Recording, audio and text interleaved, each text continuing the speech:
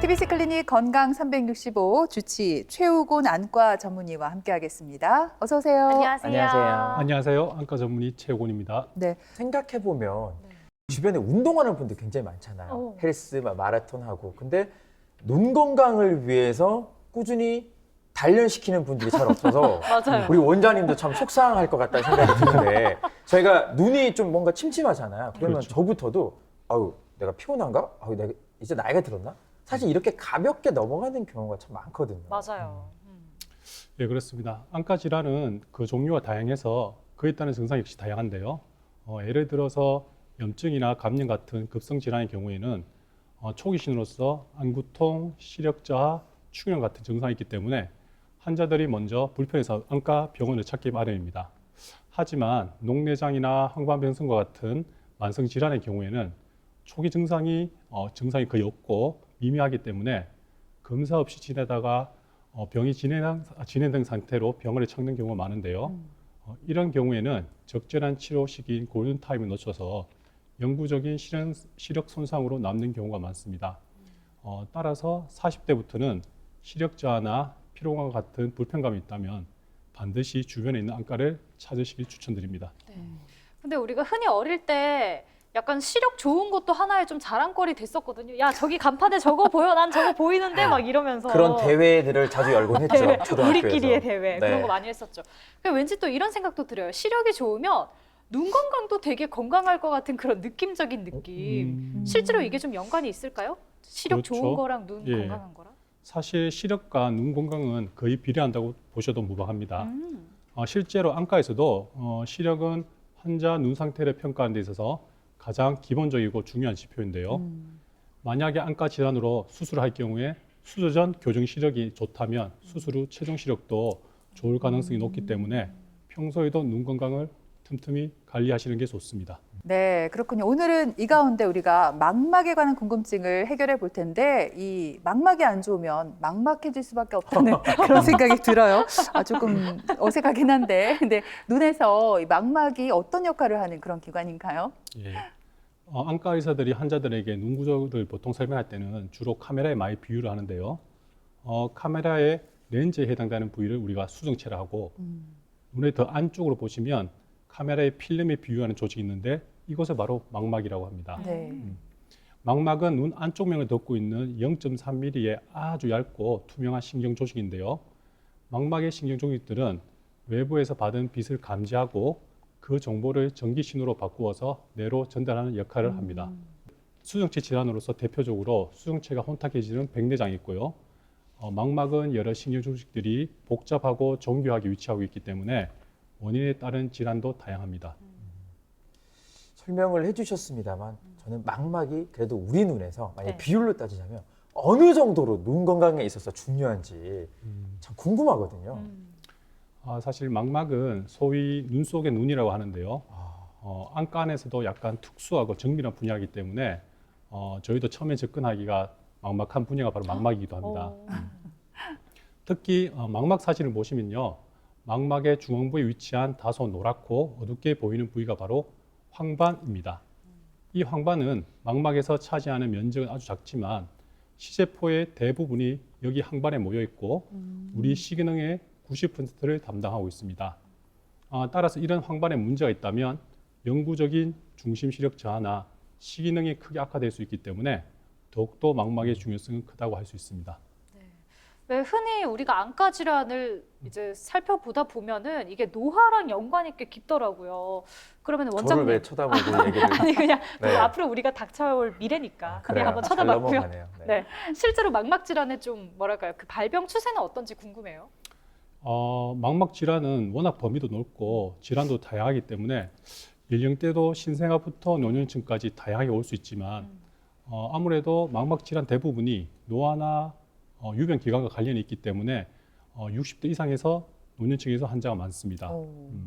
또한 우리나라에서도 노년층 인구의 증가와 함께 망막 질환도 계속 증가하는 추세인데요. 황반 변성의 경우에는 2016년 기준으로 15만 명 정도였던 환자 수가 20년에는 20만 명 정도로 5년 만에 거의 대략 38% 정도 증가했기 때문에 우와. 계속 유병률은 계속 올라오고 있는 추세입니다. 우리 몸에서 가장 정교한 기관 중에 하나인 눈. 마음의 창이라 불리는 눈 속엔 마치 카메라의 필름 같은 역할을 하는 망막이 있습니다. 망막은 미세한 신경 조직들이 모여 빛을 감지하고 그 정보를 뇌로 전달해 우리가 사물을 볼 수 있도록 돕는데요. 여기서 문제가 생기면 시력이 저하되거나 심하면 실명에도 이를 수 있다고 합니다. 3대 실명 질환 중 하나죠. 망막의 시세포 대부분이 모인 황반에 문제가 생겨 발생하는 나이 관련 황반 변성부터 대부분의 안 질환은 노화와 함께 찾아오지만 고도근심 및 잦은 스마트폰 사용으로 젊은 층에도 많이 발생한다는 망막 박림. 요즘 같은 겨울철 생기는 일종의 눈 중풍인 망막 정맥 폐쇄 등. 이번 주 건강 365에서는 한번 탈나면 막막해지는 망막 질환의 다양한 증상과 치료법을 최우곤 안과 전문의와 함께 알아봅니다. 작고 사소한 것까지 볼 수 있는 사람을 흔히 매의 눈을 가졌다고 하는데 사실 이 매는요 사람보다 4배에서 8배가량 더 잘 본다고 합니다. 우와. 우리 김철원 씨 보니까 항상 매의 눈을 갖고 있어요. 예. 매가 왜 이렇게 잘 본다고 생각하세요? 제가 매의 눈으로 추측을 해보자면 네. 일단 우리가 왜 시력 좋게 하려면 네. 흔히 멀리 보라고 하잖아요. 그쵸. 네. 매는 늘 하늘이 이제 날아다니니까 늘 넓은 세상을 이제 멀리 보기도 하고 제가 생각할 때 가장 중요한 건 이 친구들은 스마트폰을 안 봐요. 아, 그러니까 뭐예요? 눈이 진짜 저 스마트폰 안 신기하다. 보면 사실 매의 눈 했죠. 그럴 수 있죠. 5.0 같습니다. 그럼 그렇죠, 강아지, 그렇죠. 코끼리 다 시력이 좋게요? 진짜 말이 안 어렵네요. 되는데요? 근데 매는 좀 특수한 것 같아요. 아, 네. 그래요? 네. 예은 아니, 씨는? 저도 근데 비슷해요. 일단 매가 먹이를 찾아야 되니까 좀 멀리 봐야 되고 오. 잘 봐야 되고 또 제가 매 사진을 봤거든요. 예. 눈이 커요. 눈이 크니까 그만큼 잘 볼 수 있는 거 아닐까요? 아, 눈 네. 크기랑은 상관이 없을 뭐 것 같은데. 다들 어렵네요. 얼핏 말씀을 해주셨는데 가장 뭐 비슷한 답은요 시세포가 많이 모여있는 황반이 2개가 있다고 합니다. 어머나. 어떻습니까 원장님? 이 중요한 황반에 탈이 생기면은 눈에도 큰 문제가 올 수 있겠죠. 예, 그렇죠. 항반은 시기능의 90%를 담당하는 중요한 부위라고 제가 말씀드렸는데요. 녹내장, 당뇨, 망막병증과 함께 안과 실명의 3대 질환 중에 하나인 황반 변성이 대표적인 항반에 생기는 병입니다. 항반 변성의 정확한 병명은 나이 관련 항반 변성인데요. 이렇게 항반 변성 앞에 나이 관련이라는 단어를 붙인 이유는 실제로도 그만큼 항반 변성에서 가장 큰 원인이 바로 나이, 즉 노화이기 때문입니다. 증상으로 항반이 망가지면서 보는 사물의 중심부가 끊어져 보인다든지 시야 중간이 검게 보이는 중심 암증 같은 시야 손상이 나타나기도 합니다. 네. 근데 이런 증상들이 사실 심해질 때까지 치료가 안 되면 이게 또 실명 위험에까지 이를 수가 있는 거잖아요. 그렇죠. 뭐 대체 이 황반 변성은 왜 생기는 건지 설명을 좀 해주세요. 아, 네. 항반은 망막의 정중앙부에 위치해서 빛을 잘 통과해야 한다는 부분인데요. 그런데 노화나 유전적 소인, 흡연 등에 의해서 항반부에 노폐물이 쌓이기 시작하는데 이 노폐물을 바로 두루젠이라고 합니다. 그런데 큰 문제 없이 항반에 두루젠만 쌓이는 정도에서 멈추면 건성 항반 변성이라고 하고요. 이게 진행하다가 습성 항반 변성으로 되면서부터는 안 좋은 혈관들이 황반에 생기기 시작하고 그 합병증으로서 망막 출혈이나 황반 부종 같은 것을 일으켜서 망막의 신경 조직을 파괴하게 되면서 결국은 시력 저하까지 이르게 됩니다. 네. 시력 저하까지 온다고 하니까 빨리 치료를 해야겠다 이런 생각이 드는데요. 모든 질환이 그렇지만 특히 안과 질환은 빠른 진단과 치료가 필요할 것 같습니다. 예, 그렇습니다. 다른 망막 질환도 그렇지만 나이 관련 항반 변성에서도 치료만큼 중요한 게 바로 빠른 진단인데요. 네. 습성 항반 변성을 오랜 기간 방치할 경우에는 항반의 신경 조직이 망가져서 결국엔 영구적인 시력 장애로 남을 수가 있습니다. 따라서 진단 초기에 눈 속의 항체 주사술과 같은 빠른 치료가 시력 예후에 큰 영향을 미치게 됩니다. 망막 질환하면 저는 딱 생각나는 단어가 네. 예은 씨 혹시 기억나요? 작년에 저희가 한번 다룬 적이 있어요. 건강 365에서 비문증 있잖아요. 아. 이렇게 날파리 지나가는 것처럼 보이는. 네네네네. 혹시 이것도 이제 망막 질환 중에 하나잖아요. 네, 그렇습니다. 비문증은 눈앞에 실이나 벌레가 떠다니는 것처럼 보인다는 증상을 말하는데요. 대부분 이런 비문증은 특별한 치료가 없이 나이가 듦에 따라서 자연스럽게 발생하는 현상이기 때문에 사실 큰 걱정은 안 하셔도 됩니다. 음. 일반적으로는 40대부터 발생하고 60대에서는 10명 중에서 7명 정도 꼴로 발견이 됩니다. 비문증이 생기는 원인은 사람 눈 안에는 투명한 젤리 같은 유리체란 물질로 꽉 채워져 있는데요. 이 유리체가 노화가 진행되면서 흐물흐물하게 탄력을 잃고 망막으로부터 분리되는 후유리체 박리란 현상이 일어납니다. 이때 망막에서 떨어져서 유리체의 그림자가 망막에 비치면서 마치 벌레가 눈앞에 돌아다니는 것처럼 보이는 이게 바로 비문증입니다. 네. 근데 이제 비문증이 일상생활에서 조금 불편은 할 수가 있어요. 깨끗하게 보고 싶은데 막 뭐가 이렇게 막 떠다니면은 불편할 수는 신경 있지만 쓰이죠. 신경 쓰이죠. 근데 이게 뭐 시력이 나빠진다거나 그런 문제점은 없는 거잖아요. 그러면 딱히 뭐 치료는 하지 않아도 되는 건가요? 대부분의 비문증은 특별한 치료가 필요하지 않습니다. 하지만 간혹 가다가도 병적인 비문증이 있기도 하는데요. 예를 들어서 예전에 눈앞에 떠다니는 검은 점들이 한두 개였는데 네. 갑자기 이런 검은 점들이 수십 개에서 수백 개가 많아졌다든지 네. 눈앞에 번개같이 번쩍이는 광시증 증상이 있을 때에는 반드시 가까운 안과에 가셔서 다른 질환이 있는지를 검사 받으셔야 됩니다. 근데 제가 원장님 그 건강 365 매주 이렇게 방송을 하다 보면 네. 제가 느끼는 게 있어요. 뭔데요? 분명히 나오시는 분들이 다른 증상인데, 네. 증상은 비슷한데 다른 질환일 때가 많더라고요. 아, 비문증도 분명히 비슷한 증상이지만 다른 질환이 존재할 것 같거든요. 매의 눈으로 본 게 맞죠? 네, 맞습니다. 네. 대표적으로 망막점막이라는 질환이 있는데요. 망막점막은 망막이라는 카메라 필름 앞에 또 다른 비정상적인 망막 하나가 덮인 상태를 말합니다. 망막점막도 앞에서 언급드렸던 것처럼 후유리체 박리와 함께 발생할 수 있기 때문에 비문증 증상이 생긴다면 반드시 안과에 찾아가셔서 진료를 받기를 추천드립니다. 네. 지금 말씀하신 이제 망막 점막 같은 경우는 이게 눈에 이제 비정상적인 막이 생기는 거잖아요. 그러면 네. 뭐 누가 봐도 이게 보는 게 불편할 것 같고 또 스스로도 이거를 이상하다는 거를 좀 느끼기 쉬울 것 같은데요. 예, 그렇습니다. 망막 점막이 생기면 외부에서 빛이 투과되어도 망막에 도달하기 전에 망막 점막을 먼저 통과해야 됩니다. 네. 만일 망막 점막이 정말 투명하게 붙어 있다면 증상이 없을 수도 있겠지만 시간이 지나서 망막 점막에 뿌옇게 혼탁이 오거나 망막과 심하게 달라붙어서 망막에 주름이 생기면 우리가 보는 사물까지도 주름지게 보이는 변실증과 함께 예. 시력 저하가 관찰이 됩니다. 그러니까 망막 앞에 어떤 커튼 같은 게 하나 쳐 있다 생각하면 될 것 같은데. 예, 그렇습니다. 그럼 이 비정상적인 막을 우리가 제거만 한다면 쉽게 치료가 되지 않을까요? 예, 망막 점막의 치료 방법은 말 그대로 비정상적인 망막을 제거하는 건데요. 유리체 저체술이라고 하는 망막 수술을 시행합니다. 네. 수술 방법은 주사기 바늘 크기의 아주 작은 구멍으로 눈 안에 집게를 넣어서 머리카락 굵기의 10분의 1 정도로 얇은 망막 점막을 벗겨내게 됩니다. 일반적으로 망막 수술 중에서 가장 많이 하는 수술이 망막 점막일 거라 생각하는데요. 저 개인적으로도 제가 한 망막 수술의 80% 정도가 망막 점막일 정도로 그 빈도가 아주 높습니다. 저는 사실 그 망막 수술은 받아보지 않았지만 이제 눈에 시술을 받아봤기 때문에 네. 그 공포감을 누구보다 잘 알고 있어요. 왠지 이게 보일 듯 말 듯 되게 두렵거든요. 네. 수술 받을 때도 우리 환자분들이 마찬가지일 것 같은데 혹시 수술 전에 알아둬야 될 사항 같은 게 있나요? 망막 수술하기 전에 환자분들이 이해해야 될 것이 먼저 망막 수술 후의 상태입니다. 주위에서 뭐 흔히 백내장 수술하신 분들이 많을 건데요.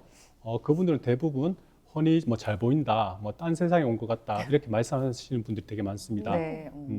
수술의 시력 향상을 목적으로 하는 백내장 수술과는 다르게 망막 수술의 목적은 현재 시력에서 더 이상 안 나빠지게 유지하는 게 목적이라고 알고 수술장에 들어가시는 게 수술 후 회복 과정을 이해하는 데 도움이 됩니다. 네.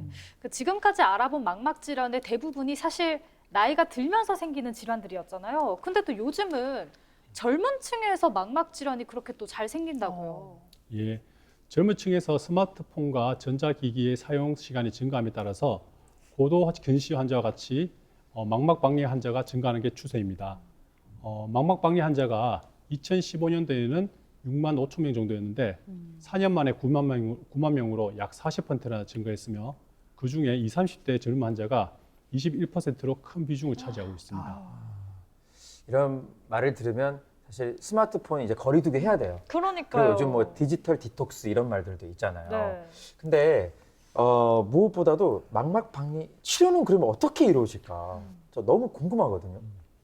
망막박리 수술로는 망막박리 주위에 강응고술을 시행해서 안구 내 가스나 오일 같은 충전물을 채워서 망막을 다시 붙이게 됩니다. 수술 후 망막이 잘 붙을 때까지는 최소 일주일 정도 엎드리는 자세가 필요하게 되는데요. 엎드리는 자세가 수술의 결과를 좌우하는데 중요한 만큼 수술 후에는 당분간은 반드시 자세를 유지해야 됩니다. 그럼 엎드려서 생활을 해야 한다는 거예요? 그렇죠. 와, 엎드려 뻗쳐를 아주 열심히 해야 되겠다는 생각이 드는데요. 요즘같이 또 추운 겨울철에는 활동량도 떨어지다 보니까 몸이 움츠러들고 혈압이 높아지잖아요. 이 망막에도 이 혈압이 올라가서 터지는 어떤 중풍 같은 게 올 수도 있다고요? 네. 머리 쪽에 뇌혈관이 막히는 질환으로 중풍이라는 걸 들어보셨을 텐데요. 네. 눈에도 눈중풍이라고 불리는 망막정맥 폐쇄가 있습니다. 망막정맥 폐쇄는 당뇨 망막병증에 이어서 두 번째로 많이 발생하는 혈관 질환인데요. 원인은 고혈압, 당뇨, 고지혈증, 혈전 등에 의해서 좁아진 정맥으로 피가 빠져나가지 못하고 주위 망막이 붓게 되고 심하면 혈관이 터져서 눈 안에 출혈이 발생하게 됩니다. 예. 망막 정맥 폐쇄. 그러니까 쉽게 말하면 이제 눈에도 이제 중풍이 올 수 있다. 참 이거 좀 두려운데. 아니 이거는 진짜 조기 처치가 너무 중요할 것 같은데요. 네. 그렇죠. 사실 정맥 혈관이 폐쇄된 경우엔 시간이 지나더라도 다시 정상적으로 순환되는 경우는 거의 없기 때문에 치료가 어려운데요. 따라서 치료는 망막 정맥 폐쇄 발생 후에 합병증을 조절하는 게 치료가 되겠습니다. 정맥이 막혀서 망막에 부종이 생겼을 경우에는 안구 내 주사술 같은 치료를 하게 되는데요. 레이저 치료도 함께 시행할 수 있겠고 치료가 미진하다면 스테로이드 주사도 같이 추가적으로 시행하게 됩니다. 네. 근데 이야기를 이렇게 들어보면 특히 그 혈관 기능이 떨어지는 뭐 고혈압이나 당뇨처럼 만성 기저질환을 가지고 있는 분들은 이런 망막 질환을 진짜 더 조심을 해야 될 것 같아요. 네, 그렇습니다. 망막 혈관 폐쇄의 가장 큰 원인은 고령의 환자에서 혈압, 당뇨, 고지혈증의 전신적인 질환이 있으시 발생 위험이 높기 때문에 평소 이런 대사 질환의 관리가 중요하고요. 또한 흡연은 혈액 내 점도를 높일 수 있기 때문에 흡연은 반드시 피하셔야 됩니다. 네, 요즘같이 쌀쌀하고 건조한 계절에는 안구 건조증 환자도 더 늘어났다고 들었습니다. 네. 어떻습니까? 우리가 흔히 안구 건조증이라고 말하는데요. 정확하게는 눈물층 불안정 증후군이 정확한 이름입니다. 네. 안구 건조증이라고 하면 일반인들은 단순히 안구에 수분이 부족해서 생기는 질환이라고 생각하기 쉬운데요. 네. 사실은 눈물에는 점액층, 수분층, 기름층 세 가지 중에 하나라도 문제가 있으면 균형이 안 맞아서 건조증 증상이 발생합니다. 점액이나 뭐 기름이 부족해서도 안구 건조증이 발생할 수 있는 거예요. 그리고 왠지 제 생각에는요, 원장님. 네. 연령층에 따라서 부족한 게 조금은 다를 것 같아요. 그러니까 20, 30대는 제가 볼 때는 그래도 좀 눈 건강이 좋다고 보고 좀 수분이 부족한 게 아닐까. 근데 그 이상 되면 이제 기름이 왠지 부족할 것 같아요. 오. 예, 그렇습니다. 오. 60대 이상에서는 눈물 부족보다는 대부분 분비되는 기름층이 끈적해지면서 눈물의 세 층 중에서 기름층이 줄어든 눈물층 불안정 질환이 대부분이고요. 20, 30대에서는 컨택트 렌즈의 착용이나 라식, 라섹과 같은 수술 후에 눈에 수분이 부족한 게 원인입니다. 또한 여성의 경우 50대 넘어서는 폐경이 오면서 에스트로겐이 줄어들고 그에 따른 눈에 물 부족이 심해지면서 여성들의 안구 건조증이 많은 편입니다. 또한 계절적으로는 특히 겨울철에 차가운 바람과 건조한 공기, 난방기기의 사용의 증가로 인해서 안구 건조증 환자가 겨울철에 더 많은 편입니다. 네. 네. 앞에서도 잠깐 말씀을 해주셨지만 이제 주변에 뭐 라식, 라섹 수술한 분들 또 렌즈 끼는 분들 보면은 눈물액을 꼭 들고 다니거든요. 그래서 그냥 아무렇지 않아요. 야, 눈물액 있어? 나 좀 빌려줘. 그러니까 안구 건조증이 굉장히 그 흔한 요즘인데 근데 또 이것도 까딱 잘못하면 또 위험해질 수가 있다면서요. 눈물이 부족하는 원인은 다양한데요. 네. 질환 중에서 쇼그렌이라는 면역성 질환이 있고요. 또한 눈물을 부족하게 하는 여러 가지 약물들도 있기 때문에 이런 것을 장기적으로 방치하게 된다면 각막염, 결막염을 유발하거나 각막에 상처가 생겨서 시력 저하도 올 수 있기 때문에 안구 건조증에 대해서 너무 가볍게 생각하지 마시고 그 증상이 있으면 언제라도 안과로 방문하셔서 정확한 진단과 치료가 필요할 것으로 생각합니다. 예. 오늘 다양한 망막 질환에 관해서 살펴보고 있는데 아무래도 가장 좋은 치료는 조기 발견이 아닐까 싶어요. 그런 의미에서 궁금합니다. 이 안과에서 시력 검사 말고요. 이렇게 정확하게 정밀하게 볼 수 있는 검사 방법들 어떤 게 있을까요? 네. 기본적으로 시력 외에도 안과에는 몇 가지 검사만으로도 대부분의 망막 질환을 진단할 수 있는데요. 먼저 산동 없이 하는 안저 촬영이 있습니다. 이 검사의 장점은 산동 없이 짧은 시간에 망막의 넓은 범위를 촬영할 수 있기 때문에 사진만으로도 대부분의 질환이 진단이 가능할 수 있다는 장점이 있고요. 두 번째로는 빛간섭 단층 촬영, 영어로는 OCT라는 기계가 있습니다. 예. 장점은 망막의 한 층 한 층을 분리해서 볼 수 있기 때문에 황반 부종이라든지 망막 출혈과 같은 진단과 경과에는 필수적인 검사입니다. 또한 이렇게 안과에 오시면 쉽고 편안한 검사를 할 수 있기 때문에 40대 이상의 성인에서는 적어도 1년에 한 번 혹은 6개월에 한 번씩은 안과 검진을 추천드리고요. 다만 당뇨나 고혈압 같은 전신 질환이 있는 환자들 같은 경우에는 6개월에 한 번 혹은 3개월에 한 번씩 해서 좀 당겨서 오시는 걸 추천드립니다. 네. 다음은 원장님, 저도 1년에 이제 한 번씩은 정기 검진 받을 나이가 됐거든요. 이제 40대가 됐기 때문에. 네. 근데 우울하진 않아요. 왜냐하면 이제 뭐 세월 앞에 장사 없다고 노화를 막을 수는 없지만 잘 관리하면 늦출 수는 있을 것 같거든요. 오. 평상시에 어떤 좀 눈 건강을 위해서 관리를 하면 좋을까요? 앞에서 잠깐 언급드렸지만 장시간의 디지털 기기 사용은 줄이는 게 좋습니다. 장시간 눈을 사용하다 보면 눈 주위의 모양체라고 하는 근육이 경직되면서 노안을 유발할 수 있기 때문에 중간중간마다 눈을 자주 깜빡이거나 잠시 하시는 일을 멈추고 가만히 눈을 뜨고 멀리 바라보는 것도 과도한 조절 작용을 막아주는 데 도움이 됩니다. 네. 두 번째로는요, 햇빛이 강한 낮 시간에 야외 활동 시에는 선글라스나 양산, 모자 착용하기입니다. 강한 자외선 노출은 수정체의 노화를 빠르게 앞당겨서 백내장 유발시킬 수도 있고요. 노안의 조기에 발생시켜서 자외선을 차단하는 것이 노화 진행을 줄이는 하나의 방법입니다. 네. 그리고 이거 제가 꼭 궁금해서 여쭤보려고 했는데 왜 시중에 나와 있는 눈 영양제, 뭐 루테인 이런 거 있잖아요. 이런 거를 먹으면 좋을까요? 만약에 먹는다면은 뭘 먹으면 좋은지도 좀 추천해 주시면 좋을 것 같아요. 사실 외래 진료실에서 자주 환자들로부터 받는 질문인데요. 하지만 아무리 눈 영양제가 좋다고 해도 내 눈에 효과가 없으면 그건 아무 소용이 없습니다. 과거 미국에서 15년 동안 4,000명의 항반 변성 환자를 대상으로 아레즈2라고 하는 대규모 연구가 있었는데요. 거기서 일정 함량의 루테인, 지아잔틴을 포함한 영양소를 섭취할 경우에는 중기 정도의 건성 항반 변성에서는 그 진행을 늦추는 데 효과가 있다고 밝혀졌습니다.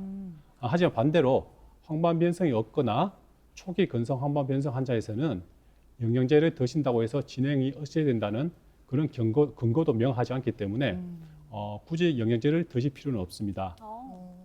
그리고 눈 영양제는 일반 의약품이 아니라 건강기능식품이기 때문에요. 네. 안과 의사의 처방이나 진단 없이도 약국에 가셔서 편하게 항반 변성 영양제를 쉽게 구할 수가 있습니다. 시중에 나와 있는 제품 다양한데요. 함량이나 성분은 대부분 대동소이하기 때문에 영양제가 있다면 구분 없이 복용하셔도 될 것 같습니다. 네. 일단 뭐 자신에게 꼭 필요한지를 먼저 생각해 봐야 할 것 같아요. 네. 네. 끝으로 우리 시청자분들께 부탁드리고 싶은 말씀이 있다면 전해 주시죠. 네, 오늘 다룬 눈 속의 눈이라고 불리는 망막 질환은 아주 복잡하고 정교한 신경 조직이라서 한번 손상이 되면 이전 상태로는 되돌리기 사실상 어렵습니다. 따라서 40대가 되면 증상이 없더라도 주위에 가까운 안과에서 정기 검진을 받으시고 문제가 있을 시에는 조기에 정확한 진단과 빠른 치료를 받는 것을 추천드립니다. 네. 오늘 말씀 들으면서 이 눈이 얼마나 소중한 곳인지 다시 한번 생각해 보게 됐습니다. 적절한 시기에 우리가 관리를 잘해줘야 100세 시대잖아요. 우리가 건강하게 오래 쓸 수 있겠죠? 네. 맞아요. 지금 들으신 분들도 이제부터는 좀 결단이 필요합니다. 네. 스마트폰, 그 컴퓨터 모니터로부터 좀 멀리 떨어져서 우리 원장님이 알려주신 대로 먼 것 보면서 이렇게 멍을 한번 때려보시길 바라겠습니다. 오, 예. 저 방송사고 난 줄 알았잖아요. 네, 갑자기. 저는 방송 중에도 멍을 잘 때려요. 그렇군요. 안 됩니다. 네. 아니 그리고 또 우리의 몸을 지켜주는 이 피부 있잖아요. 이렇게 요즘같이 건조한 날씨에는 수분 보충이 정말 도움이 된다고 합니다. 물을 수시로 마셔주면서 수분과 건강 두 마리 토끼를 다 잡는 행복한 검은 토끼의 모두 되셨으면 좋겠습니다. 네, 그래요. 오늘 눈 건강에 대해서 좋은 정보 주신 우리 최우곤 원장님 나와주셔서 고맙습니다. 고맙습니다.